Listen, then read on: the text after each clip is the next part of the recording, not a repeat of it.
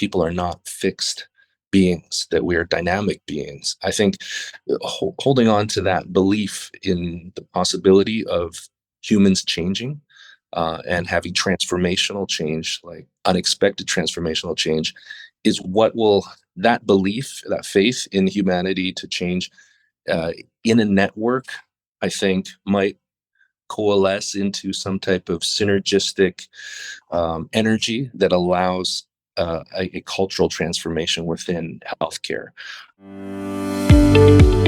Welcome to Safe Space Made Simple, a practical podcast that guides clinical leaders and healthcare managers to create trust and support with their teams. I'm your host, Trace Hobson. Join me for weekly interviews, practical tools, and inspiring transformational stories of bringing people together in healthcare. Now, let's dive in.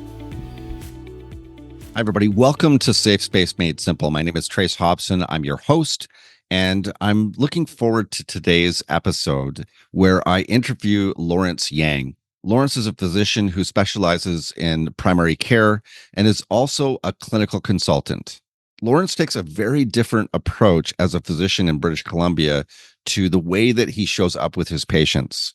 He talks specifically about the therapeutic value of presence and what the impact of that can be on his patients as well as systemic trauma. I know you're going to enjoy this episode, so without further ado, let's get right into the show. Lawrence, thank you so much for being with me today. I'm really excited to interview you and get your perspectives. I think to start off with, it would be great to just hear who you are and the work that you're doing in the world right now.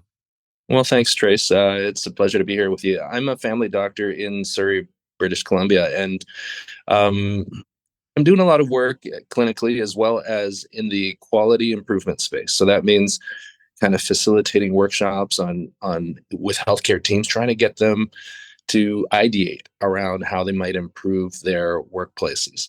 Yeah, and that includes workflow processes as well as workplace culture. So we're speaking of leadership, presence, therapeutic self, those types of concepts in my workshops. And I do all sorts of public speaking engagements over the past 5 years, it seems, around these topics like healthcare culture, as well as healing in general, in a holistic sense.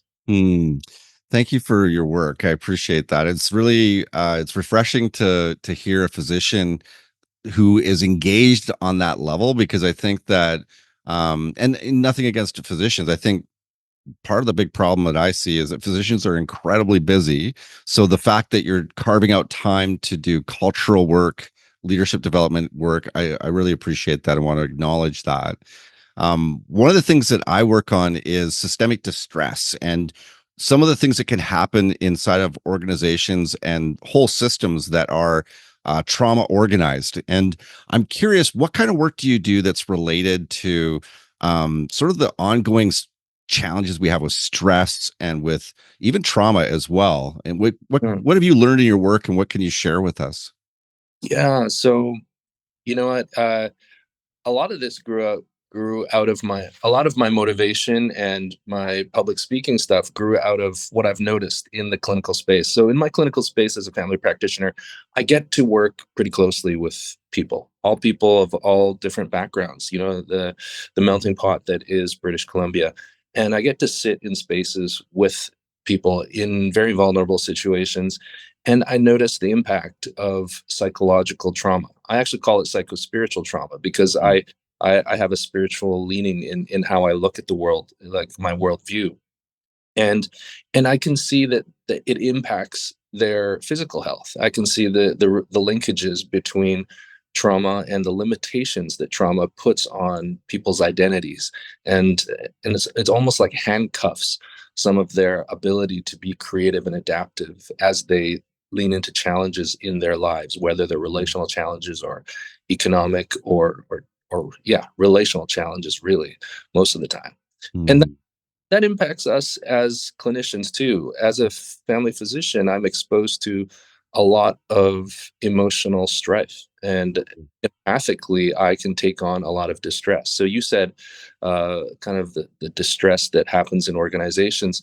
I think that every healthcare organization is very vulnerable Mhm. to accumulated compounding distress over time.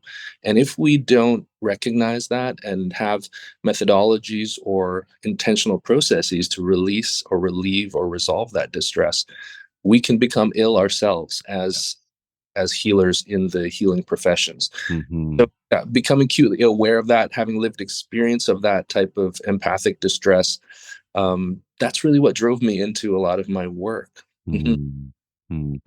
Mm. As you're talking, I'm just appreciating the fact that you're even slowing down to notice this. Like, first of all, as I said earlier, physicians seem to be, and in reality, the ones that I work with are saying they are just maxed out. And so as I'm hearing you talk, I'm the story I have is that you made a decision to slow down to spend time with your patients. How did you get to that decision? Because I know the pressure that must be immense for you to see more patients all the time. So how are you slowing down to actually do that? And how did you accomplish that? Well, you know what? I don't know if I've really slowed down, but I think we can kind of you can't really dilate time, but time becomes more meaningful when we are fully present as humans, as spiritual beings having these physical experiences and in relationships. And so by kind of dropping into a mindful space when I'm with someone, being fully present and attuned to their emotional experience as well as the content that they're sharing with me, and really validating the experiences that are being shared within the clinical space that I'm working in, I'm able to kind of experience a more meaningful time with the patient, even when Mm, the times are short. So yeah. my encounters with my patients continue to be between 10 to 15 minutes because that's what the financial structure of our compensation allows within primary care, often in our system. And it's unfortunate that that's how the structure is, but Mm, the lack of family physicians in our system kind of demands that we have throughput. Throughput has to be a yeah. part of. So I have not actually been able to achieve an extension. Like I would love to spend an hour with my patients. I just Mhm. can't. Just can't. But I can make the most of that time by being present and then delegating other people to help me with the clerical tasks that every family physician find very frustrating. Most family physicians find the relational stuff very rewarding. Being able Mhm. to be present and to be a therapeutic presence for someone gives us a lot of compassion satisfaction. But it's the clerical stuff that can actually really burn us out and feels Mhm. sometimes feels out of alignment with what we find most meaningful. And so I've had to redesign my workspace to allow for me to be more sustainable in this challenging work environment. Your use of some of your language is warming my heart because presence-based system work is everything that I do. And as you talk about therapeutic presence, I wonder if you could just share a little bit more about Mm. what you mean by that and what the impact of that is with the people that you're working with. A lot of when I conceptualize it, I think a lot about the research that John Bowlby did in the 70s and his research partners around attachment, and it speaks really to how a developing nervous system requires attunement to feel safe, and how uh, a human in their development learns to self-regulate their own nervous systems. Um, by having that modeled by another person, having Mm, a calm presence, a calm stable adult presence is so key to us kind of being able to be resilient and ride and to learn the skills to manage our own nervous system so that we can ride the challenging waves that is life. And so as an adult and in the healing professions as a clinician, I attempt to attune to my patients and really listen deeply to understand what their challenges are in the content that the narrative that they're sharing with me when they need to offload some of the stresses that they're dealing with, and when they express the problems that they hope that I can help with. So I just mm, try to attune to that and really listen, being present. So kind of allowing myself to relieve myself of the historical ideas that might be jumbling my mind, and trying to stay in the moment rather than thinking about what I need to do next. I do Mm. have a little bit of my processing power holding on to the timing I have, and that is a pressure that I can't seem to figure out how to avoid. But I think we're all trying to figure that one out, Lawrence. so I'll say when I sit down, what would you like to focus on in the next 15 minutes? Right. That might be Right. day. And then I'm just really present. And then I validate the emotions that I'm hearing, that I'm reading in between the lines of the words the patients are saying. That Mm. validation is a therapeutic exchange. And I think it is at the core of healing, that being Mhm. present with another suffering, really.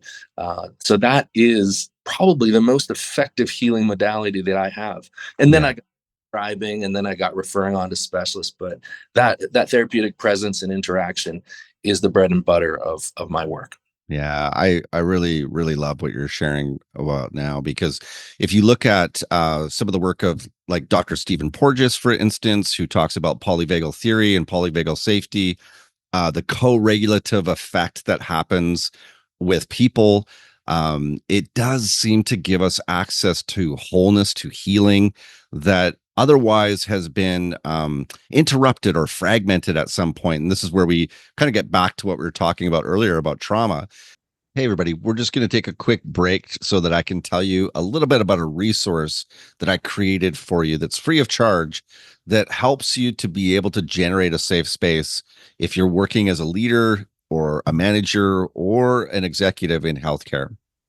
You know as well as I do that is so many challenges that it's sometimes difficult to know how to operationalize things like psychological health and safety or well-being, especially when you have barely enough time to breathe, let alone do that. How do I do this? Well, I decided to create the Tiny Steps Safe Space Challenge, which is a one-on-one coaching challenge that's done during lunch hour, where you can come, and it's just for one person at a time, so the space is very limited. But I'm going to guide individuals through 5 different sessions that will teach them exactly how to generate a safe space in circumstances that where that feels really difficult. On day one, we'll cover how to generate a safe space in complex clinical cultures. On day two, how to generate a safe space with teams on the floor. Day three will be 3-step systemic coaching that makes a difference, that actually sticks. Day four will be being congruent to reduce burnout for you and your team. And day five is succession that fills roles and shifts and progresses your career. So this will be done in a very different way. This is not an educational or didactic experience. It's a somatic and systemic coaching experience using a modality of coaching that I call safe space systemic coaching. If you'd like to experience this, this is a very limited offer that I'll be doing for a select few people. So it'll be first come, first serve.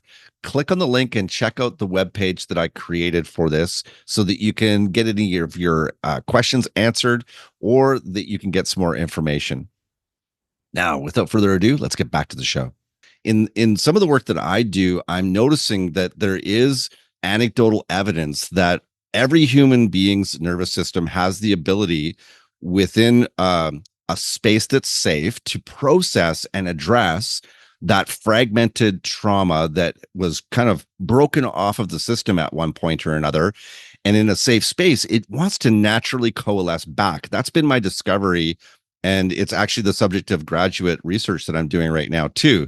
So when you talk about the therapeutic value or presence of what you're doing, I'm wondering, as you watch people experiencing your presence in the way you just described, what are some of the things that are happening that you notice?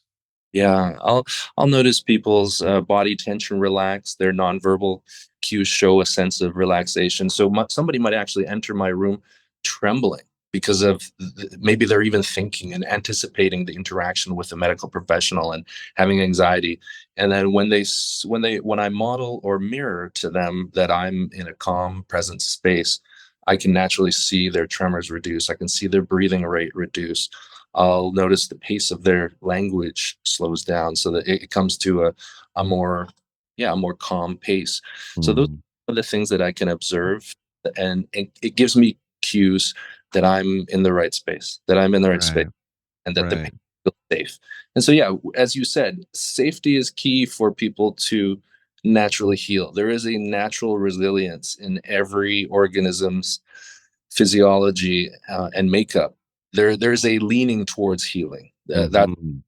and in the healing professions, we just need to hold that space or facilitate that healing to naturally occur, and that's what most of my work is. Giving me hope for physicians, man. I'll tell you, I thank you so much for sharing this perspective because I've never heard a doctor talk like this. And oftentimes I've observed, as I said earlier, that physicians are so pressed for time that many of them, again, it's my story, aren't really present. They're kind of just getting through the checklist and getting on to the next thing. And so it makes me really curious. How did you arrive at this? Because, like you look at your journey and you mentioned your lived experience. How did you sort of break through into your own healing so that you could create a space like you're describing? I think that's key, Trace. I think going through our own healing, doing our own inner work Mhm. is how we create capacity for the healing of others, for holding space. I think that space holders, people who intentionally hold space for others, we need enough spaciousness and capacity within ourselves to do that. So I think just being someone who is contemplative, open to reflecting, open to being vulnerable, open to being my own humanity, and then Mhm. um, learning about self compassion. I think learning about self compassion was key Hmm. to be able to be kind to myself. And when I'm able to be kind to myself, I'm able to be more honest with myself that I am wounded as a human going through life that is challenging. And then seeing my woundedness, being able to ask for help through therapy, through, Mhm. through group healing activities, personal development, maybe spiritual practices, mindfulness, meditation. So those are the methodologies that I use to create space. And also, Mhm. I create safety for myself. I've become aware of my unmet needs. So sometimes my unmet needs have to do with uh, my self care. Maybe I need exercise and more movement. Maybe I need more sleep. Maybe Mhm. better nutrition. Maybe I need fresh fruits. Maybe I need hydration. So by attending to my needs naturally, my nervous system becomes more regulated. There's a I facilitate my own healing, and then once I'm in a space where I have adequate capacity, my empathic capacity actually grows, and with that empathic capacity, I can exercise compassionate caring a lot better. And so Mhm. it's just going through our own journeys. And I know that Yeah. what blocks a lot of physicians is the denial of their own woundedness. Yeah. So when we deny that we have a problem, we're not going to change. Mhm. Yeah, I think you're that's probably a trend you could speak to better than I can, but I know that there's also resistance generally speaking too. Like I just think of my own resistance at times to being vulnerable and I wasn't taught, I don't think we're taught I think to be vulnerable and to be honest and transparent. I think we're, conditioned to hide those parts of ourselves and that creates all kinds of challenges and then eventually like you're describing, you start to discover self acceptance and self love and the reality that, we're all human beings that are walking through a journey together, shoulder to shoulder. And so I'm just part of that human race and that journey. That's just like everybody else. It's so refreshing as you're talking. I'm finding myself regulating, even getting a deep breath as I'm hearing you speak. So thank you so much for sharing the way you are. I really appreciate it. Um, and you brought other physicians up. I'm curious, as you work with colleagues and you began to, I'm thinking you must share some of this work with others. What are you discovering as you work with other physicians that are maybe struggling with some of this? Yeah, I'm noticing the exact same things that there we have had a almost a surreptitious denial of our own humanity. Like we have somehow attempted as health professionals to set ourselves apart from humanity, that we are hyper resilient, that we are we are some of us are perfectionists, some of us have had to really leverage the harsh internal critic in order to figuratively whip ourselves into performing in our academic competitive culture in order to Mhm, make it to where we are today. And mhm, the healing that needs to happen to decolonize the body to get back to healing spaces is hard work, and not many people are showing a framework of how to do that. mm, I really think it is through self compassion, because self compassion within it is nested the concept of common humanity. As you said, that we are all humans, whether or not we have an MD after our name, or whether or not we're the premier of the country, the province, or, whatever it is, we are humans. And in that humans have needs. And, mhm, it, and when we're honest about what needs are not being met, we have an opportunity to advance and to advance our ability to be healers. So, mhm, mm. mhm. So, Yeah, I also really appreciate what you were saying earlier about doing your own work. I've also found that what gives me direct capacity to creating and generating a safe space is my willingness or unwillingness to work on those different, maybe conditioned or blind spots that come up, those areas that I'm not as prone to admit. And when they come up in interactions with other human beings or in relationships or in stress or pressure, I have an invitation. I have an opportunity. And, whether or not I respond to that opportunity and do my own work will then dictate whether or not I can do my work outside of me as well. So I really appreciate the way that you framed that. And I'm curious, if you could kind of zoom out a little bit and look at the healthcare system right now, what are some things that we need to do? What kinds of work do we need to do to decolonize the system, to create places where we nurture the human spirit and we provide safety for people to be their best? mm, it's hard to zoom out. Like I can see what we need to do for each other as team members in the health and the healing professions. I can see what an individual might benefit from doing, which is doing the inner work by leaning into what our wounds are, and then finding pathways or steps towards healing, either through therapy or self exploration, or knowing the self. Really, I can speak to that.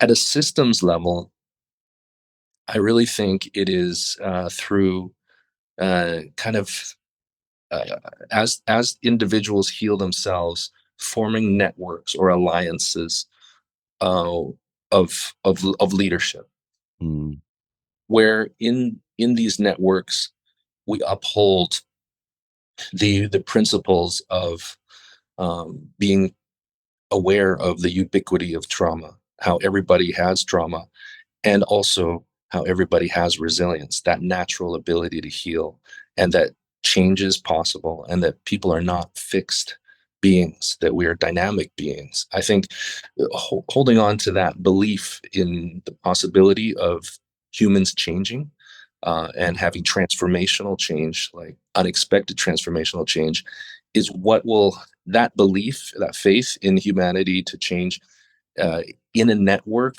I think might coalesce into some type of synergistic energy that allows a cultural transformation within healthcare.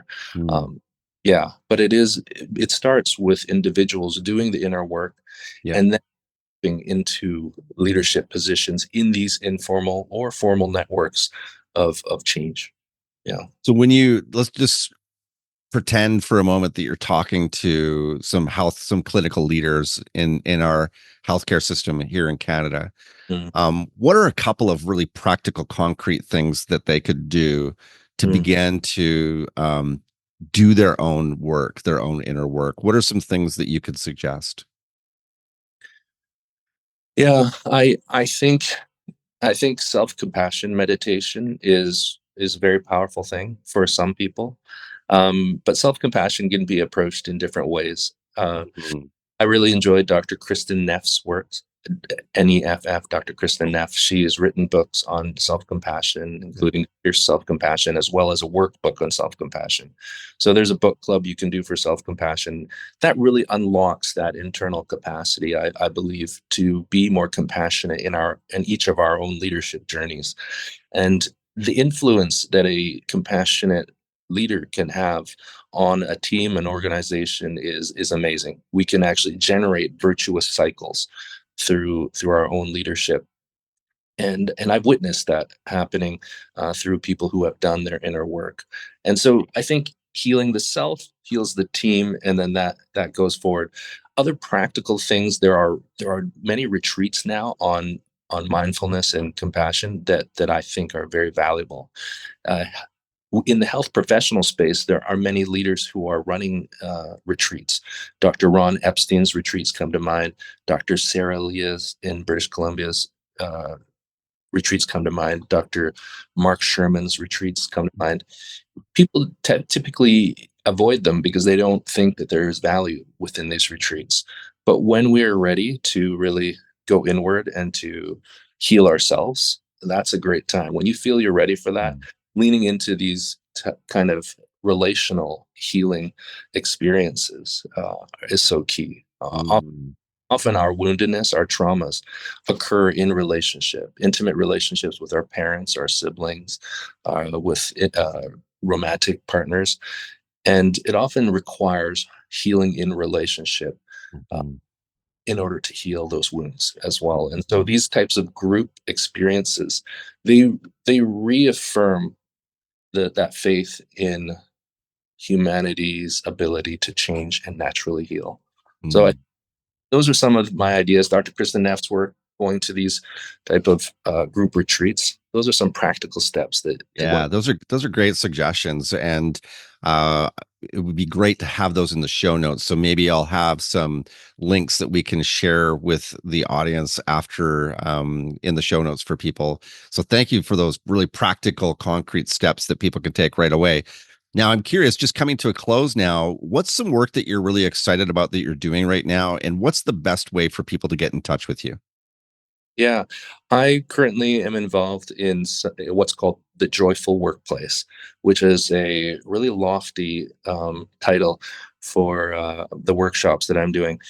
They're based on the Institute of Healthcare Improvements Leading for Well-Being Mhm. course. So Nice. through the literature on organizations, kind of what are the pillars that leaders in healthcare need to try to facilitate safety, autonomy, sense of purpose, community, and equity, and recognition. Like, so there's some action planning that teams can do within these workshops. So, how do you contact me? I'm on most social media platforms as Gateway Medic. There was a SkyTrain station, which is our local metro system here in British Columbia, and it was called Gateway Medical Center. And my clinic was right next to it for about 12 years. And so I became Gateway Medic. So at Gateway Medic on X as well as on Instagram.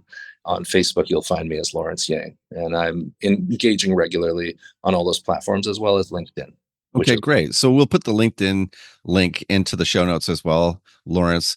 Lawrence, thank you so much for your time. It's been great talking to you. And thank you for the work that you're doing in British Columbia. I really appreciate the work that you're doing and happy to hear just the tone and the way that you're showing up with patients and with me today in this conversation. So thank you so much for your time. thank you, Trace. Thank you so much for listening today. And if you'd like to reach out to Lawrence, you can do that by clicking on the links in the show notes.